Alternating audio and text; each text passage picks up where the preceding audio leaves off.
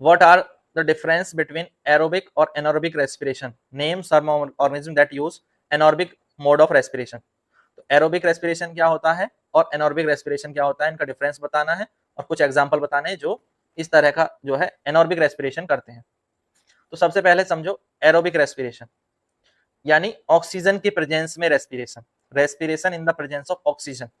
Yes, ये oxygen की presence में होने वाला रेस्पिरेशन है। और एनॉर्बिक रेस्पिरेशन उसमें ऑक्सीजन एब्सेंट रहती है, नो ऑक्सीजन इज रिक्वायर्ड। कहां पर होता है एरोबिक रेस्पिरेशन? सेल्स के अंदर, माइट्रोकॉन्ड्रिया में, किसी भी सेल के अंदर माइट्रोकॉन्ड्रिया पर होता है, ठीक है, एरोबिक रेस्पिरेशन। और एनॉर्बिक रेस्पिरेशन किसमें होता है? जैसे ईस्ट होते हैं, ईस्ट या इस तरह के जो बैक्टीरिया हैं उनमें, और ये साइटोप्लाज्म पर होता है। कहां पर होता है? साइटोप्लाज्म पर, in the absence of oxygen. Mitochondria पर जब रेस्पिरेशन होता है तो कार्बन डाइऑक्साइड बनती है और वाटर मॉलिक्यूल्स प्रोड्यूस होते हैं। जब साइटोप्लाज्म पर या ऑक्सीजन की एब्सेंस में जब वो होता है, तो एब्सेंस या कमी में जब होता है तो लैक्टिक एसिड बनते हैं, या तो लैक्टिक एसिड, ठीक है, प्लस एनर्जी, या फिर इथेनॉल बनता है। जब ईस्ट जो है, ईस्ट क्या करते हैं? इथेनॉल प्रोड्यूस करते हैं, ethanol plus carbon dioxide plus energy, ये प्रोड्यूस करते हैं, ठीक है।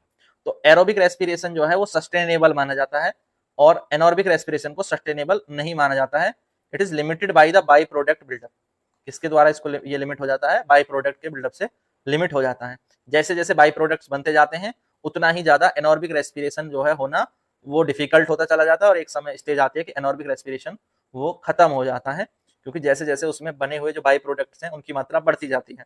जबकि एरोबिक रेस्पिरेशन में, फर्स्ट वाले में ऐसा नहीं होता, तो वो एक सस्टेनेबल वे ऑफ रेस्पिरेशन माना जाता है, ठीक है। तो अब दोनों में डिफरेंस क्लियर हो गया, एरोबिक क्या है और एनॉर्बिक रेस्पिरेशन क्या है, ये आपको अच्छे से क्लियर हो गया होगा।